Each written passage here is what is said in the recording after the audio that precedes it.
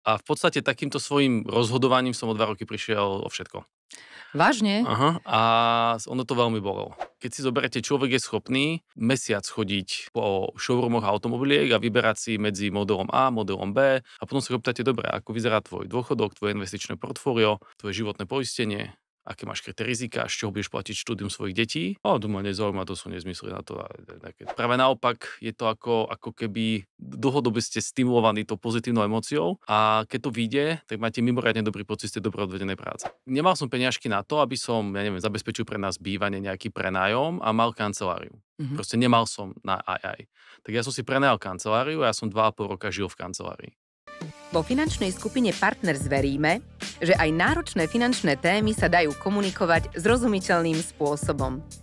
Počúvaním podcastu Financie pri káve sa zorientujete vo svete financií skôr, ako dopijete svoju kávu. Keď sa povie úspech, mnohí z nás si predstavíme slávu, peniaze, luxusné dovolenky, bezstarostný a pohodlný život. Ale nie je to len o tom. Je to aj o príbehu, ktorý sa za týmto úspechom skrýva. A dnes si povieme o takom jednom inšpiratívnom a úspešnom príbehu v podcaste Financie pri káve.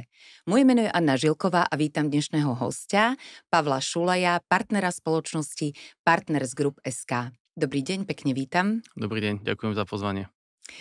Pán Šulaj, vy ste dnes vrcholový manažér, partner veľkej sprostredkovateľskej spoločnosti, ale ja o vás viem, že ste v tejto spoločnosti boli od jej začiatkov a vlastne aj vy ste začínali od nuly.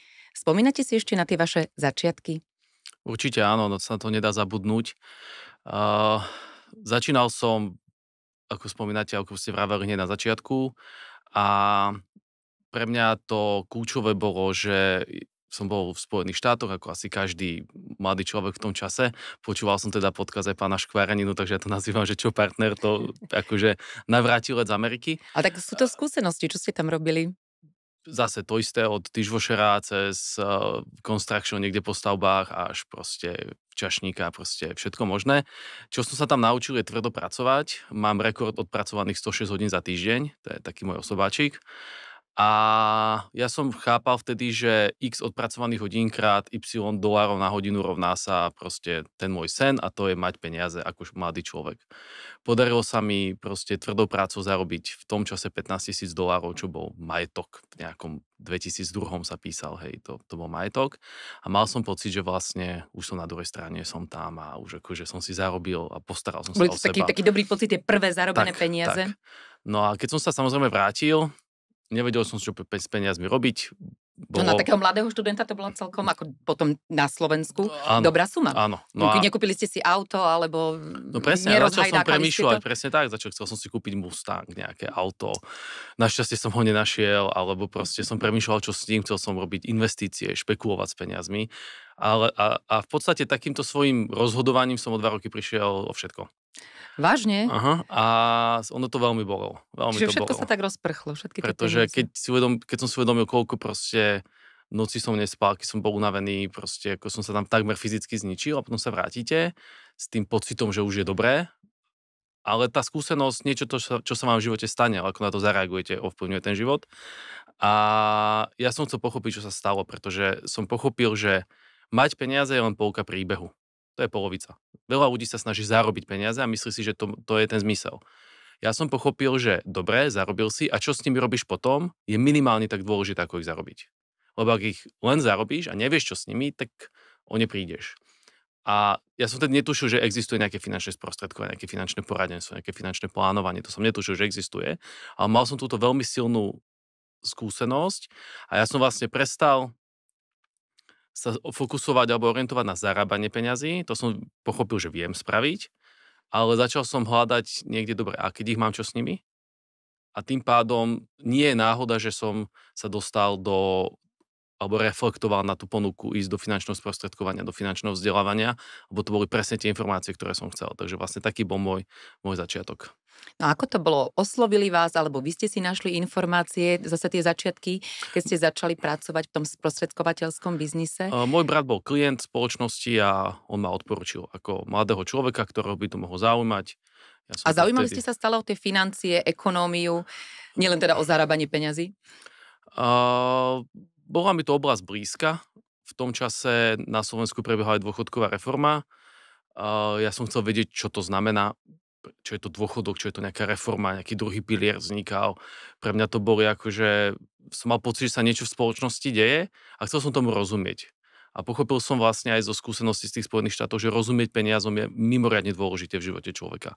A videl som to aj na svojich rodičoch, ktorí proste nerozumeli financiám, nevedeli mi dať finančné rady. Keď som prišiel za otcom a pýtal som sa ho, vieš, tak ja som urobil, neviem, nejakú investíciu a teraz pokresol nejaký kurz nejakého dolára a prišiel som o peniaze, že vieš mi vysvetliť, čo sa stalo? A ja som videl, že on mi nerozumie ani tým jednotlivým slovám. A zrazu som povedal, počkaj, akože tá autorita, ten rodič, ktorý mal vždycky všetky tie odpovede pre mňa, začnete mu klásť otázky z financií a vidíte, že nič. Že proste úplne paralelný vesmír, paralelný svet. A hnalo vás to možno, že dopredu po tých informáciách. A kedy ste si povedali, že tá práca sprostredkovateľa, že to je to práve a vidím v tom význam a zmysel, že mi to pomôže, ako neprísť o peniaze? Tak určite ten prvotný moment bolo to, že som sa stal aj ja klientom a môj poradca mi ukázal už vtedy hypoteticky, čo by s tými peniazmi urobil on. Aha, s tými, o ktoré ste prišli, áno, hej? Áno, že ja som schválne, že skús mi povedať, akože, čo by si s tým spravil ty. A ten rozdiel, keď som si porovnal a videl som tú pridanú hodnotu, tak to bol prvý taký akože wow moment pre mňa. A potom logicky chcete tým, keď to uvidíte, ochrániť tých, na ktorých vás najviac záleží. A pre mňa napríklad ochrániť svojich rodičov predtým, aby urobili podobné chyby ako ja. Dneska sú už rodičia na dôchodku. Moji klienti užívajú si výnosy, majú veľmi akože aktívny dôchodok, taký, ktorý akože, nechcem povedať, že americký, ale taký akože nadpriemerný, veľmi luxusný, pohodlný a určite som k tomu ja dopomohol tým, že som ich naučil trošku s tým peniazmi robiť. No a potom akože taký ten moment, že ja si nemyslím, že je to nejaké konkrétne udalosti, že spojete a teraz a tu som sa, ma to presvedčilo. Ja som presvedčený, že je to neustále dobrý pocit z práce, ktorú robíte. Pokiaľ vás to naplňa a deň po dni si idete ako keby to svoje a práca vám dáva zmysel, tak sa vlastne každý deň utvrdzujete v tom, že táto práca je tá pre vás, tá pravá, lebo to je o tej dennej báze. Pokiaľ vás to nebaví na tej dennej báze, tak to fungovať nebude podľa mňa. A spomínali ste, že ste najskôr boli klient, tak kedy ste prešli na tú druhú stranu? V podstate v úvodzovkách okamžite pre mňa ja som bážil po tých informáciách. Takže keď mne len povedal môj poradca, že sú školenia, vzdelávania, že by som mohol vedieť o tom viacej, tak akože ja by som išiel aj bosy v zime, akože hoci kde, akože ja som naozaj veľmi túžil vedieť o tom, ako narábať s peniazmi. Tak potom je na mieste otázka, čím je pre vás tá práca výnimočná? No, výnimočná je za mňa to zodpovednosťou, ktorú máme. Pretože keď si zoberete, človek je schopný mesiac chodiť po showroomoch automobiliek a vyberať si medzi modelom A, modelom B, porovnávať si akože, či mu akože podľa nepodstatné veci, či to má 1.3, 1.4, 1.6 motor, ja neviem, to je akože za mňa je to spotrebný tovar, nejaké auto, vec. Sledujú si funkcionality na telefónoch, akože ľudia investujú obrovské množstvo času do porovnávania rôznych vecí a potom sa opýtate, dobre, ako vyzerá tvoj dôchodok, tvoje investičné portfólio, tvoje životné poistenie, aké máš kryté rizika, z čoho budeš platiť štúdium svojich detí. To ma nezaujíma, to sú nezmysly na to. Akože, mne to prišlo ako nepochopiteľné.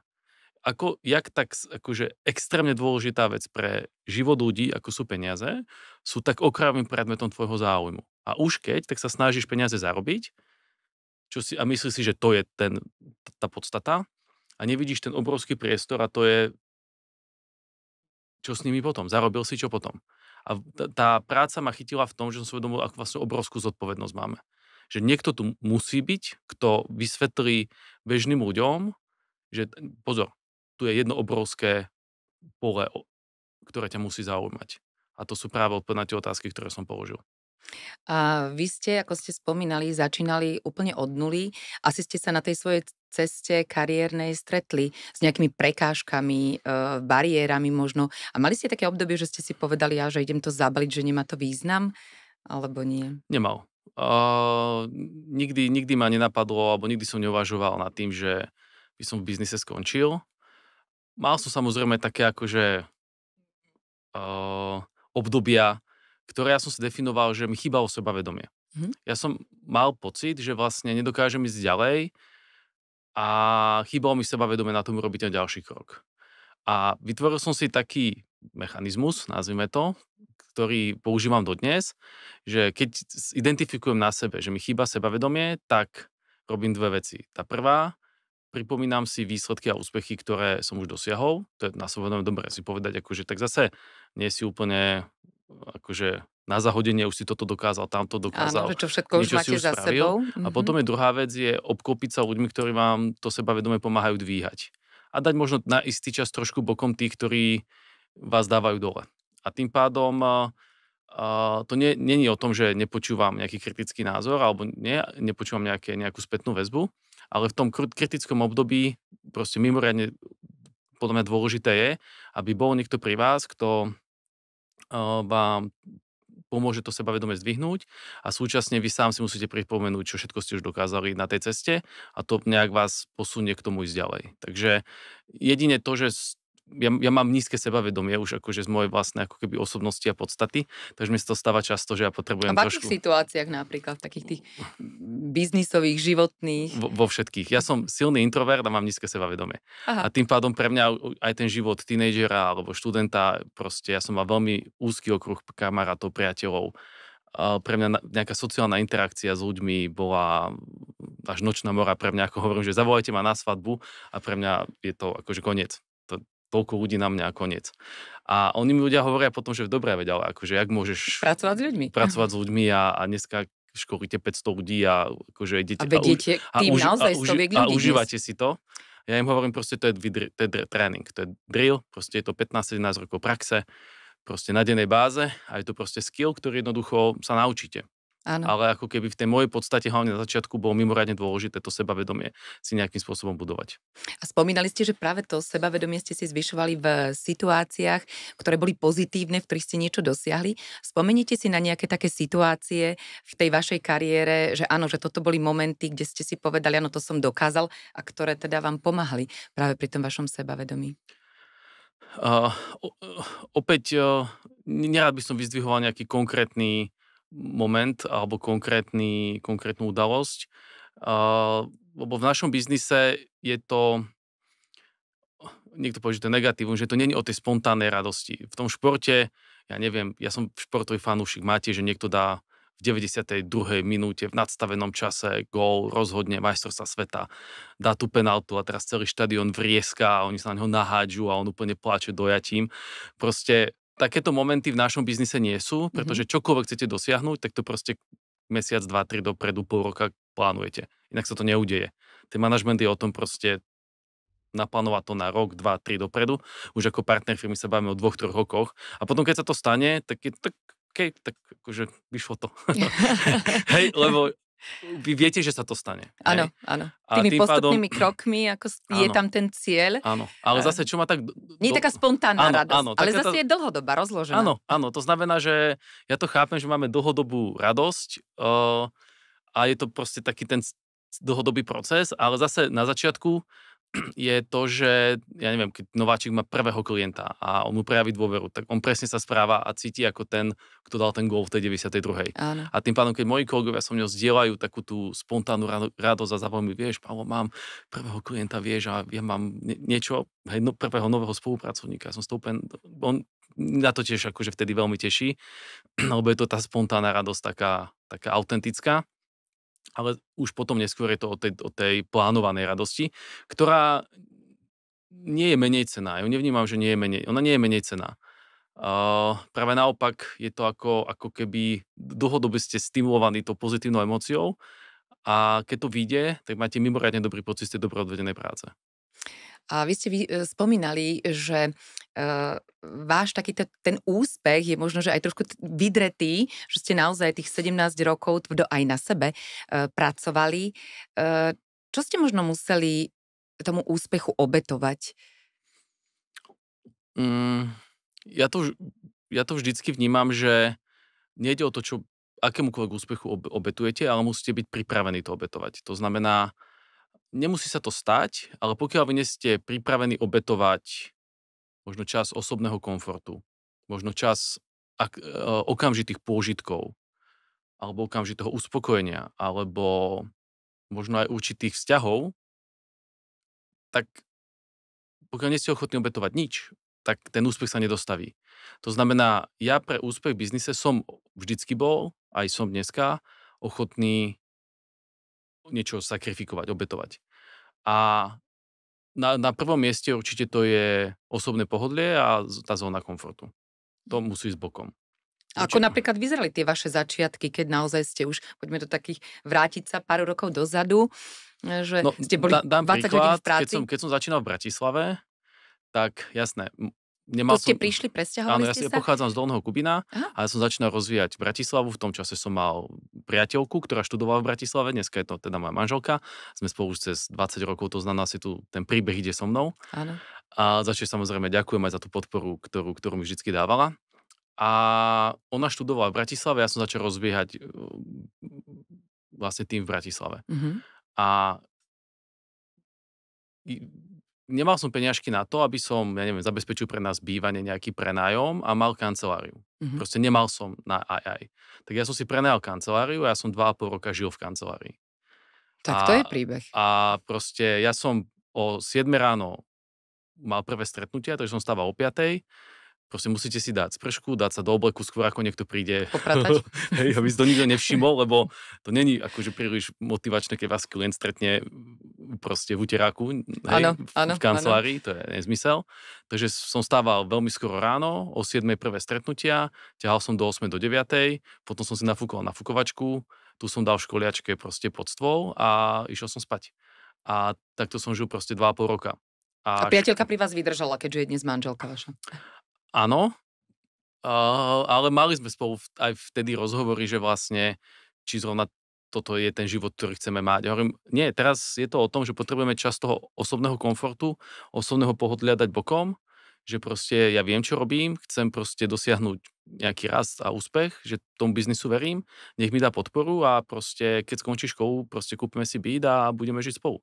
A tak aj bolo. Tým pádom hneď po škole sme si kúpili náš prvý bytík a možno bez toho by to nikdy nebolo. Takže to osobné pohodlie, potom možno určite niektoré, nechcem povedať, že koníčky, ale čas venovaný koníčkom. Akože proste, pokiaľ chcem 6-krát do týždňa sa venovať koníčku po 4 hodiny, tak to chápem, že proste to nepôjde. To nejde. Koníček je koníček, biznis je biznis a ja odporúčam ľuďom, aby, hlavne keď chcú urobiť nejaký break, nejaký skok, tak by mali aj limitovať čas, na určitý čas, limitovať čas, ktorý venujú svojim koníčkom. Je to proste len hobby. To nemôže ísť na úkor toho core, tej profesie. A nie sú dnešní mladí ľudia až tak príliš pohodlní a možno, že ten úspech chcú veľmi rýchlo, bez možno, že toho obetovania, komfortu. A čo by ste možno, že im tak odporúčili, keď napríklad začínajú v tomto biznise sprostredkovateľskom, sú nováčikovia a teda možno, že nemajú také tie ciele, víziu, alebo potrebujú to, alebo ako ich namotivovať? Zaprvé, ja v úvodzovkách neverím na generačné rozdiely. Keď si len zoberete, ja neviem, že moji rodičia tvrdili o nás, že naša generácia je koniec sveta, že to už po nás príde len potopa. A to my budeme tvrdiť našim deťom, tak, áno? To isté tvrdili ich rodičia o nich, hej, že keď prišli hippies do Ameriky a muži si nechali dlhé vlasy a proste chodili v tom šialenom oblečení a počúvali Jimmyho Hendrixa, tak je jasné, že v tom čase tie staršie generácie mali pocit, že toto je koniec. No a títo hippici sú naši rodičia. Ja som si fičal ako mladý na Nirvane, to zase ako moji rodičia tiež na mňa sa dívali, že toto nemôže dobre dopadnúť. Mal som vlasy zhruba potiaľto, dlhé vlasy, Nirvana tričko a... Ja som mal sveter pasikavý, červeno-čierny. Ten môj mama musela uštrikovať, to som povedal, že inak sa s ňou nebudem rozprávať, ako nebudem mať prvý. Aj moja mama mi ho uštrikovala, no jasné. No, takže to bolo proste povinná výbava to celé, akože uštrikovať a proste dneska je to celé inak a tým pádom ja som presvedčený, že v každej generácii sú, aj v dnešnej generácii, sú mladí ľudia, ktorí chcú na sebe pracovať, majú dlhodobý záujem o nejaký rozvoj, musíte ich možno intenzívnejšie dlhšie hľadať, sú obklopení tým okamžitým pôžitkom. To je možno ten rozdiel, že ten okamžitý pôžitok dneska máte na dosah ruky. Pretože v bežnom asi živote, Všade. čo možno, že... A či už je to ten content na tých sociálnych sieťach, zapnete si, viete sledovať tých svojich v úvodzovkách followerov, hej, máte po ruke uspokojenie. Druhá vec je, veci sú dostupné pre mňa ísť s lietadlom niekde na dovolenku, bolo šialené, to som si nedal predstaviť. Dneska si kúpite za pár eur niekde cez nejakú platformu proste letenku a letíte si, objednáte si apartmán cez inú platformu a proste za pár korún môžete ísť kľudne okolo sveta. To znamená, všetko sa zdostupnilo, všetko je tak akoby okamžité, ale to neneguje to, že by bolo obrovské množstvo mladých ľudí, ktorí sú ochotní na sebe pracovať a chcú od života viacej ako len žiť ten konzum a ten spotrebný život. A vy ste si prešli tou prácou finančného sprostredkovateľa, manažéra, dnes partnera. Možno povedať aj tým mladým ľuďom, aký rozdiel a aké to bolo na práci sprostredkovateľa, manažéra a potom vlastne už v tej vysokej funkcii. Možno, že čo tak môžu získať? No, čo získavajú, teda keby som odpovedal priamo na tú otázku, je vyššia miera slobody a vyššia miera zodpovednosti. To nazvem ako dve časti váhy. Chcete veľa slobody, musíte byť ochotní predtým niesť veľa zodpovedností. To znamená, chcete byť manažér, musíte prevziať zodpovednosť. Chcete byť riaditeľ, musíte zobrať ešte viacej zodpovednosti na seba. Chcete byť partner firmy, patrí 10-násobne. Čím viacej zodpovednosti ste ochotní niesť, tým vám život dá viacej slobody ako odmenu za to, že ste tú zodpovednosť niesli. A na úvod je to zodpovednosť sám za seba, postupne zodpovednosť za vlastné vzdelávanie, zodpovednosť za svojich klientov, ktorým sme niečo slúbili, zodpovednosť za svoj tím, zodpovednosť za pobočky, regióny, postupne je to zodpovednosť za celú firmu, finančnú skupinu Partners a určite ste odmeňovaní nielen tým, že ste napríklad v dozorných radách našich entít, ja som v dozornej rade asset managementu, poisťovne, a tým pádom ste priamo v tej kuchyni a vlastne nesieme zodpovednosť za celú tú skupinu, tak aby ten klient dostával tú službu, ktorú sme mu slúbili a ten spolupracovník dostával podporu, ktorú očakáva. Takže vždy je to o týchto dvoch veciach. A u mňa je sloboda vysoká hodnota, to som bol trošku aj v tých Spojených štátoch, tak akože, nechcem povedať, že nainfikovaných, ale Amerika je symbolom slobodného života a tým pádom, keď som tam ako študent prišiel a videl som vlastne to prostredie, tie možnosti, tak vlastne ja som povedal, že chcem žiť slobodný život. A pochopil som, že to dosiahnem jedine vtedy, ak budem preberať vyššiu mieru zodpovednosti za seba a za svoje konanie.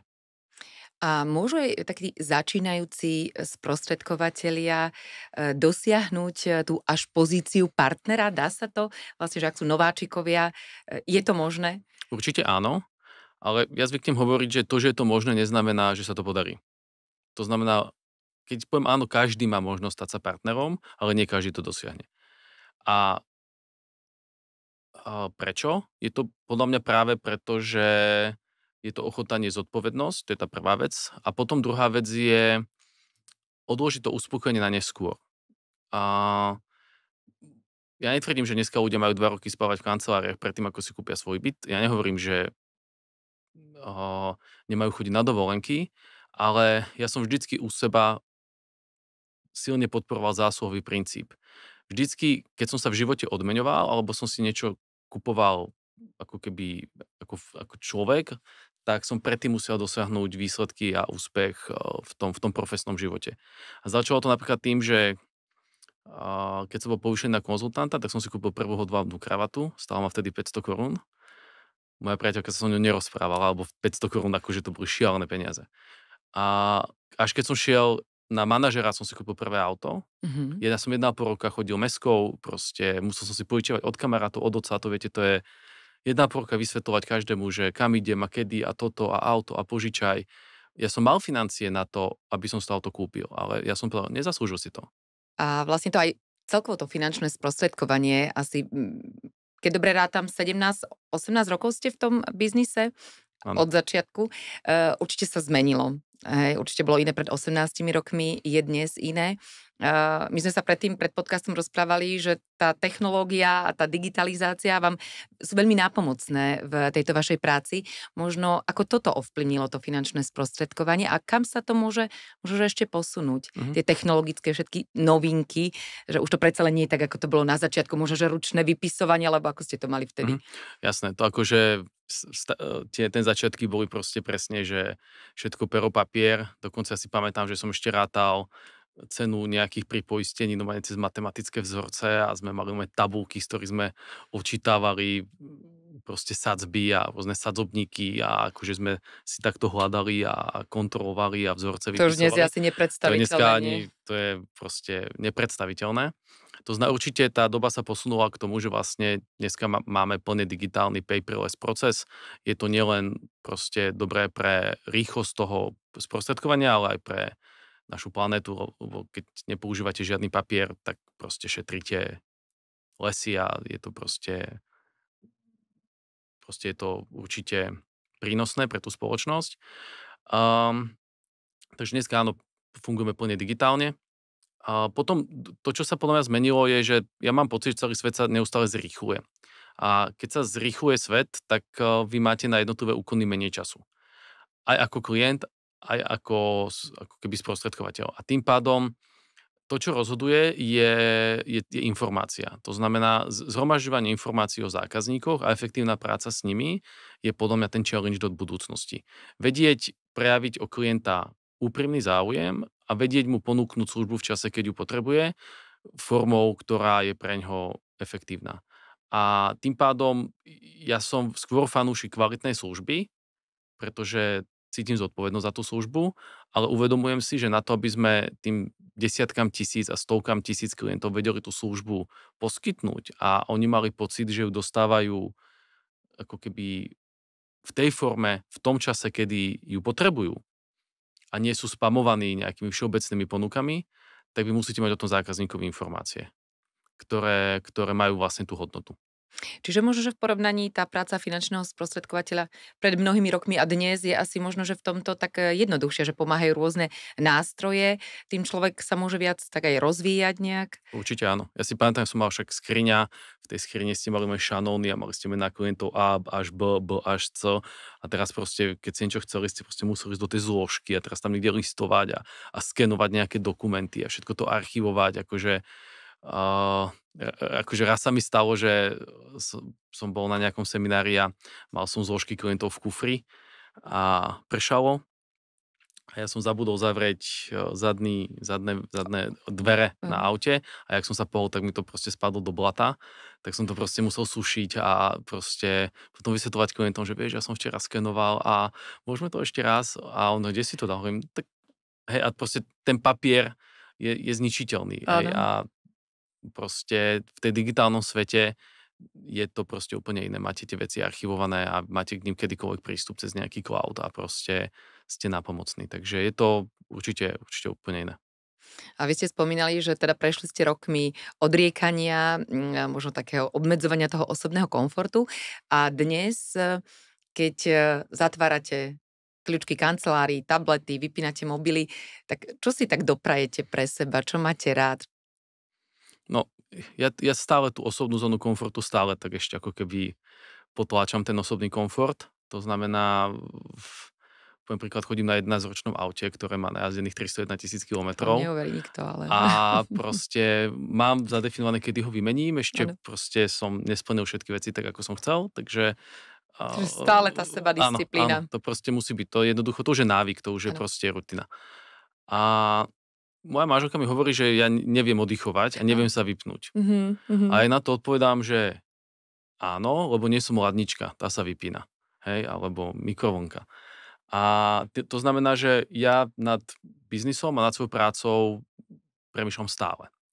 A častokrát nápady, inšpirácie prídu pri tom, keď behám.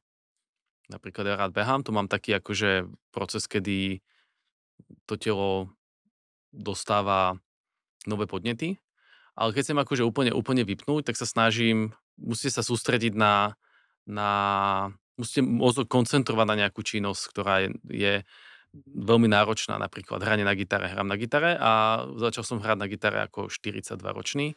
No. To bol jeden zo snov, ktorý som si chcel splniť, tak som v 42 rokoch som si mojou srdcovou záležitosťou bola Metallica, tak som si kúpil gitaru, ktorú má James Hetfield a v 40 rokoch som ju proste, v 39 som chytil do ruky a začal som proste akord po akorde hrať.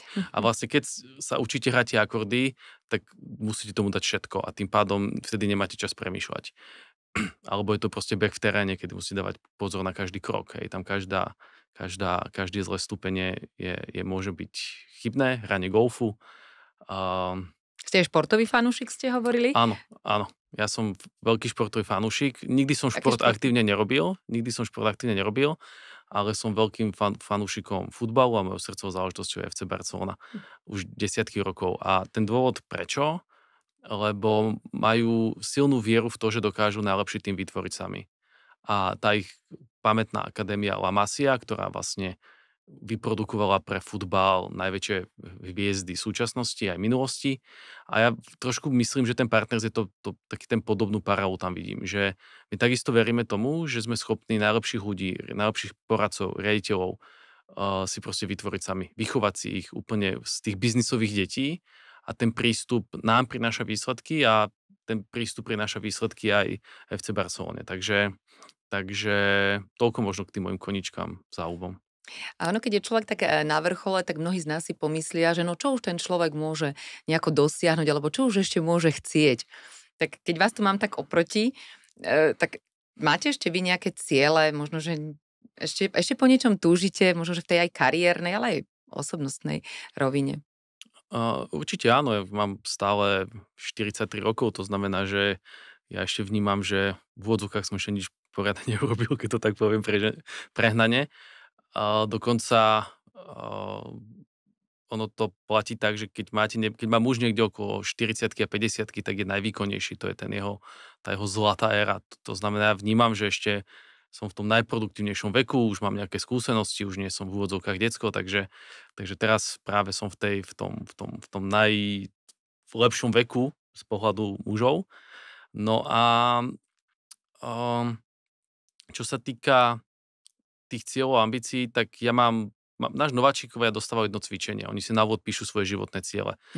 100. Ja to robím doteraz. To znamená, neustále, vždycky, keď mám príležitosť, zoberiem pero, papier, iPhone už dneska, a mám tam v záložku 100 cieľov a píšem si svoje ciele. Vždycky, keď som s manželkou na dovolenke, tak si ich spolu prezachádzame. Na niektorých sa už smejeme, že toto sme fakt chceli a vymažeme to. Keď sa nám niektorý podarí splniť, tak si ho vyčiarkneme, že vidno, aký tam je, dáme ten prečiarknutý fond písma, že splnené a doplňame ďalšie. Takže ja neustále pracujem so svojimi cieľmi, neustále si ich obnovujem, neustále si ich dopisujem. A čo sa týka ambícií, tak do veľkej miery moje ambície pracovné súvisia s ambíciami mojich ľudí. Pre mňa je mimoriadne silným motivačným faktorom pomôcť mojim spolupracovníkom, mojim kolegom dosiahnuť to, čo sa podarilo mne. A proste dneska som ochotný obetovať ten osobný komfort, tú osobnú pohodu alebo čokoľvek bude potrebné, preto aby sa mi to podarilo splniť. Veľmi pekne ďakujem za váš inšpiratívny príbeh a verím, že teda pomôže aj iným, ako sa začína od nuly až vlastne k pozícii partnera spoločnosti. Pekný deň. Ďakujem veľmi pekne za pozvanie, pekný deň aj vám. Počúvajte podcast Financie pri káve vo vašich obľúbených podcastových aplikáciách, aby ste neprišli o ďalšie nové epizódy.